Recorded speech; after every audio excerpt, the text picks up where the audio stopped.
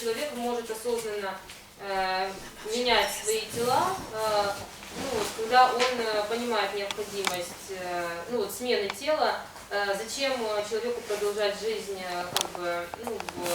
в уставшем проводнике, который полностью износился. Правильнее будет поменять тело и получить более, тело с обновленной энергией, более свежее тело. Новое платье, да? Да, и эти люди, которые осознанно входят, выбирают себе новые тела и уходят из жизни, они всегда на протяжении своей жизни знают, кто они, и четко понимают ту задачу, с которой они приходят. Понятно. Вот это и есть бессмертный. А можно Да. вообще не... Закон колебания, помните? Да. Давайте перейдем к теме. Давай. Да. Тема. Да, тема интересная. Давай Займитесь. гомеопатия. Оксанка. People want to start to Yes, at last. yes, I wanted to start, but then you have questions, I am answering. I am always ready. Ананда говорит, что он всегда готов. У вас были вопросы. Thank you for your answers. Знаете, надо тут долго жить.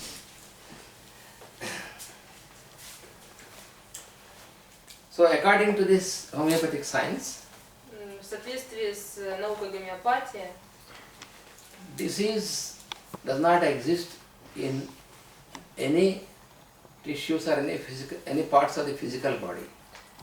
болезнь не существует ни в тканях, ни в любой части человеческого тела.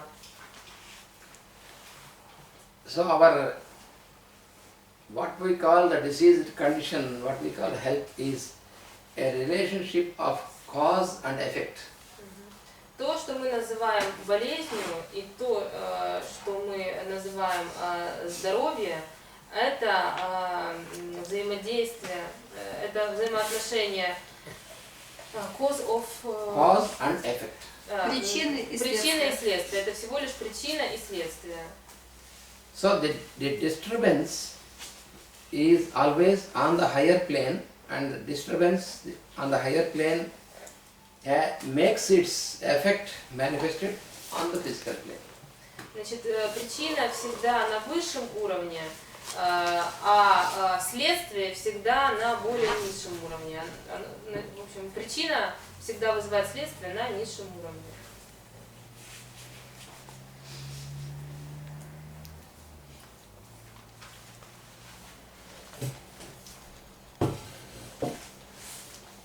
And our constitution, the constitution is to be properly understood. Then only we can realize what is the relationship between health and disease. И для понимания всего этого нам необходимо правильно понимать, что есть конституция, либо строение тела. Только таким образом мы поймем взаимоотношения между здоровьем и болезнью. Generally, when we speak of constitution, we generally think of only the physical body. Обычно, когда мы говорим о строении тела, о конституции, мы говорим лишь о физическом теле. But the physical body is a part of the total constitution. Однако наше физическое тело – это всего лишь часть конституции. So the physical body is the grossest, and it is in the physical plane. Таким образом, физическое тело, Лисан, что такое гроссус? Самое так...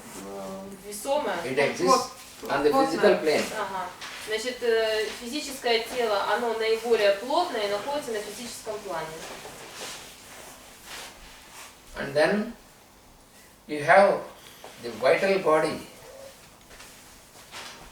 on the vital Следующим plane. идет витальное тело на витальном плане. It functions on the vital plane. Витальное тело функционирует на витальном плане. So the vital body, the functioning of the vital body is in the form of force, lines of forces. Значит, витальное тело функционирует в виде ну, как бы энергетических линий, энергетических сил, которые существуют, как бы, да, сил энергии. So you can understand, you can understand in terms of, for example, you have a magnet, and this magnet has the magnetic properties and a magnetic field, and this field is constituted by the lines of forces. Значит, ну, все вышеизложенное можно проиллюстрировать следующим примером. К примеру, у вас есть магнит, который обладает ну, магнитными силами, и вокруг этого магнита существует еще магнитное поле. И в самом этом магнитном поле также действуют ну, вот, силы магнетические. So the magnet can be seen as a piece of iron, but the magnetism cannot be seen, but it can be felt. Таким образом, магнит это кусок железа, мы можем рассматривать его как кусок железа. Однако магнетические свойства мы увидеть не можем, мы их можем только почувствовать. In the same manner, your vital body can be, its presence can be felt, but physical body can be seen because it is material, and vital body is made, physical body is made up by the arrangement of our vital body. Ну вот таким же образом с нашим физическим и витальным телом. Значит, физическое тело мы можем увидеть, а наше витальное тело нет. Однако наше физическое тело сформировано силами витального тела. А витальное и астральное это одно и то же? Да, по порядку. Yeah, in one terminology we call it vital, in another terminology we call it astral. В одной терминологии витальное тело – это астральное тело, это одно и то же. So all our vital functions which make the physical body exist, and the functioning of our senses and all this, that happens on the vital plane. То есть действие всех чувств и ну, вот, различных сил, энергии, все это происходит на витальном плане.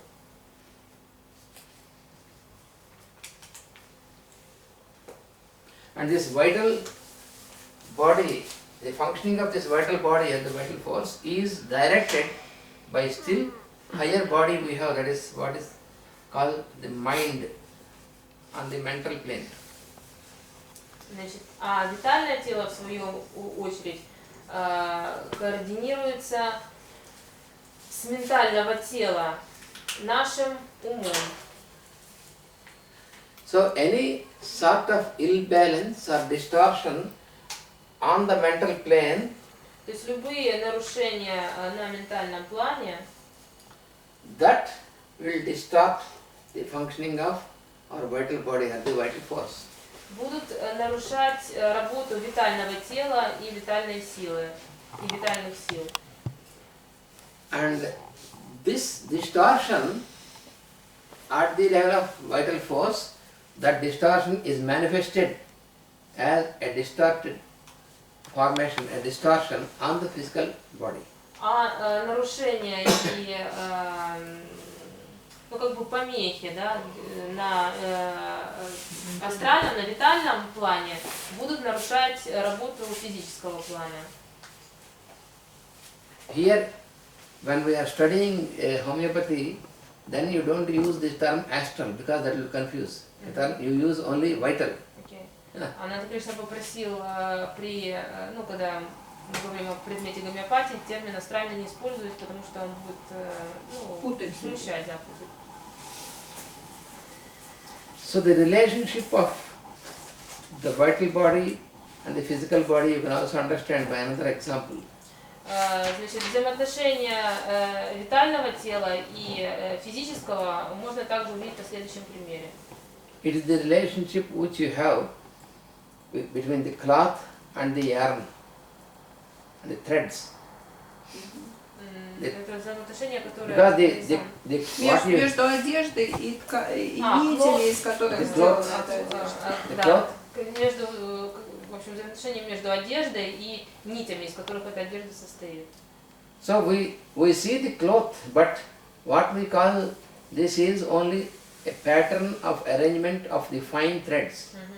Мы видим одежду, но на самом деле это является, ну, как бы системой, совокупностью ниток, из которых эта одежда состоит. So if there is any distortion on the threads, then the cloth is, it appears distorted. Таким образом, если, ну, вот возникают какие-то нарушения, какие-то, ну, вот разрывы в нитках, мы говорим, что одежда порвалась.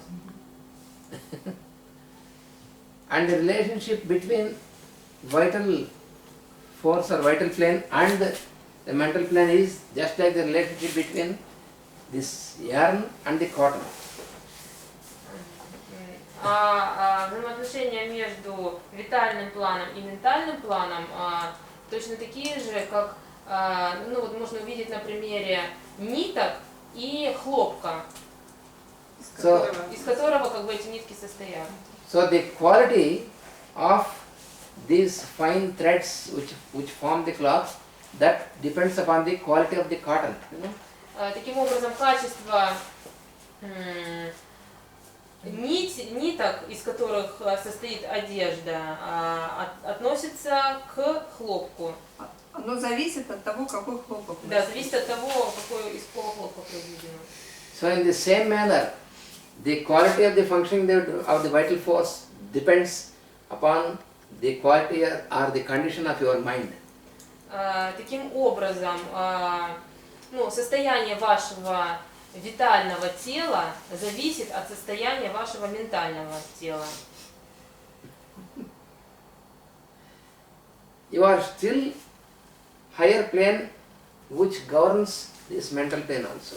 И над ментальным планом также есть управляющий план. That is what you call the intelligence. То, что мы называем разум. That is the intelligence plane of intelligence. Ну и он формирует план разума. So that is also a body. You have the physical body, vital body, mental body and intelligence body. Это также является одним из тел человека. Таким образом, мы имеем физическое тело, витальное тело, ментальное тело и тело разума. So in this example, how can you understand the relationship of the mental plane and the intelligence in this example, in this cloth example? Вот вопрос. В том примере, который был приведен относительно одежды, хлопка и нитей, как мы можем понимать конкретно в этом примере план разума? Что есть план разума в этом примере? Энергия, из которой состоит хлопок.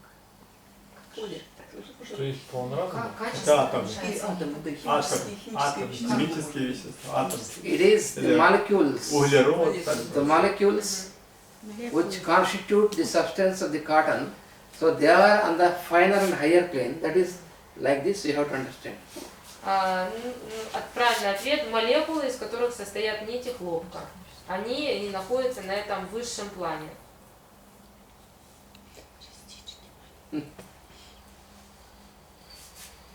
And then this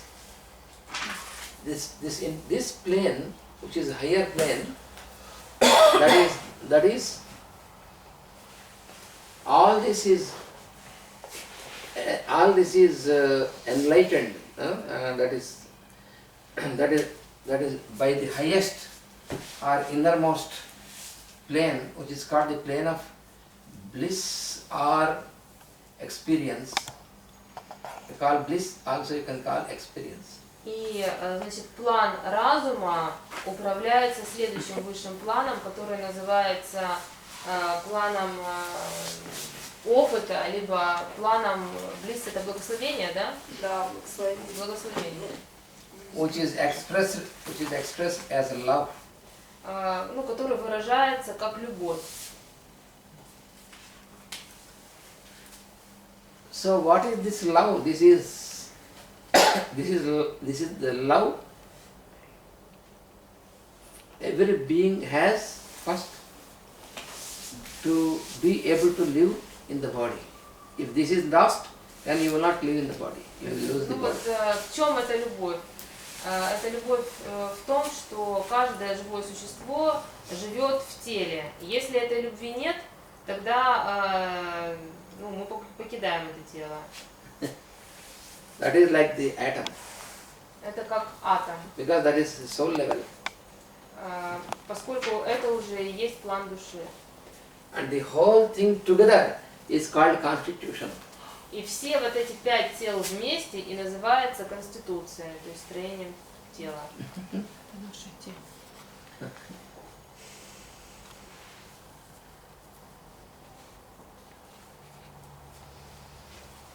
So it is a total comprehensive unit. Это целостный, ну как бы целостное и сложное соединение. So this is the basic understanding of these sciences of health. И вот этот Homeopathy, момент, Ayurveda and these sciences. и этот момент является, ну как бы основным постулатом всех таких наук, как гомеопатия, аюрведа. So that is why in the medical science, if they do not go beyond the physical, and if they cannot understand the existence of this, then they cannot give any solution. Таким образом, ну вот в обычной медицине, поскольку они учитывают лишь одно физическое тело, они не могут прийти ни к каким верным решениям. So always any disturbance any deviation or disturbance in the normal functioning starts at the level of mind, and then it disrupts the vital plane, and then it manifests on the physical plane, and from here this disturbance also is experienced on the higher plane, and finally it is a negative experience. No bliss is distorted then. Ну вот всегда нарушения и искажения начинаются на ментальном плане, затем они нарушают работу витального плана и физического плана. Также нарушение на ментальном плане воздействует на план разума и нарушает работу также плана, ну, вот, опыта либо благословения.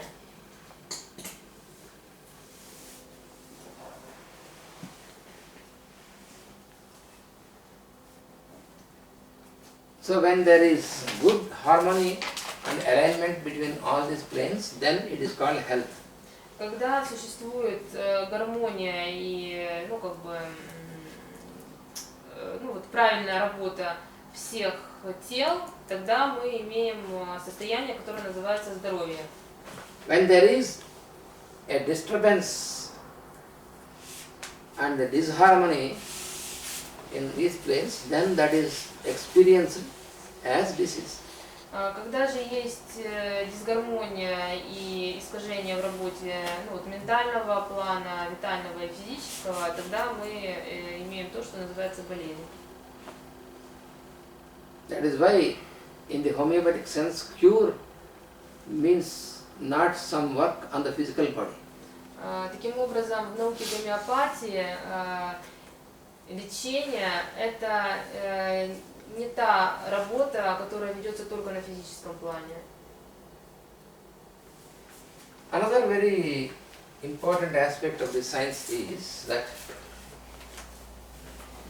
Еще одним очень важным аспектом науки является следующее.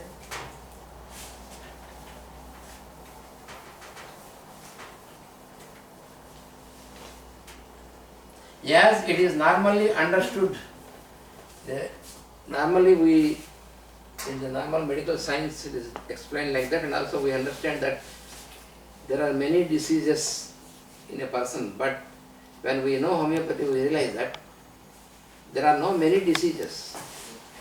Значит, в обычной, как бы, медицинской науке принято считать, что существует большое количество болезней у человека, но, как объясняет наука гомеопатия, большого количества болезней не существует. Because here disease means a different type of functioning of vital force other than normal condition. Потому что в гомеопатии понятие болезни – это неправильное функционирование витальной силы. То есть это ненормальное состояние витальной силы. So when the functioning of the vital force is distorted, when it takes a different form, когда нарушение витальной силы искажено, когда она когда это функционирование принимает иную форму, then it manifests certain behavior. Это выражается в определенном поведении. And also it makes an effort to again come back to the normal functioning. И у витальной силы, у нее появляется намерение возвратиться в правильное состояние, в состояние нормального функционирования. This is what is called the defense mechanism. Это то, что называется защитный механизм. That is according to the law of nature. И это соответствует законам природы. Because if this mechanism is not there, Поскольку если бы такого механизма не существовало, then you have no phenomenon like healing. Тогда бы не существовало такого феномена, как исцеление. So that is what is called restoration.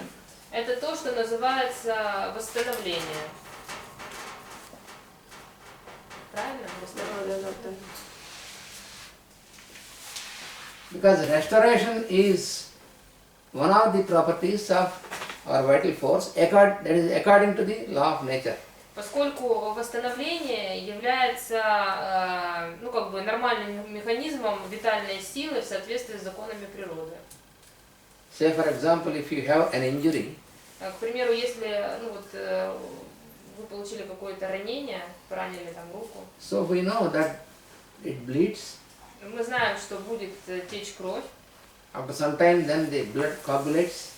После какого-то времени кровь начнет сворачиваться, And the bleeding stops. кровотечение остановится, And then from inside the body, it makes certain formation to close this. и из тела будет выделены какие-то, на основании определенных механизмов будет что-то выделено, что прекратит кровотечение. Что будет закрывать рану. Да. То есть рана будет затягиваться. And in course of time, this injury is gradually brought to normal and this injury disappears. И в течение какого-то времени рана заживет и исчезнет. So how is it happening? Как это происходит? It is because of this functioning of vital force, it always makes an effort to get normalized. Это происходит в связи с обычной функцией витальной силы. Она всегда хочет быть нормализованной, вернуться в нормальное состояние. And the vital force, when it is confronted with any disturbance and when it starts making an effort to restore, Значит, когда витальная сила сталкивается с каким-либо нарушением и пытается восстановить равновесие, вернуться в нормальное состояние, then it produces the indications what is happening. она начинает производить определенные сигналы, показывая тем, что эти сигналы сигнализируют о том, что что-то в общем происходит не так. And those indications are called symptoms. И вот такие сигналы в гомеопатии называются симптомами.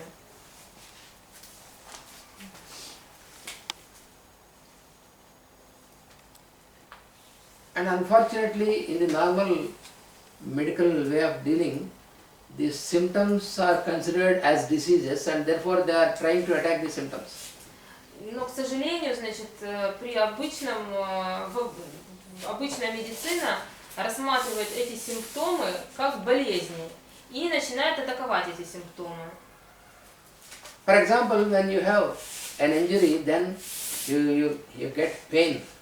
К примеру, вы поранились, и у вас из-за этого вы ощущаете боль. So this pain is only an indication, it is a symptom. Боль таким образом является просто индикатором, это симптом. So this symptom pain is produced by our vital force when it is trying to bring back the normal condition. Значит, эта боль производится нашей витальной силой в тот момент, когда она хочет вернуться в нормальное состояние. So similarly, due to the many types of distortions, the vital force produces many types of symptoms. Ну вот, в зависимости от того, ну, в общем, там, работа витальной силы нарушается, и она начинает производить большое количество симптомов, разные симптомы. В зависимости от разных нарушений она производит разные симптомы. Да.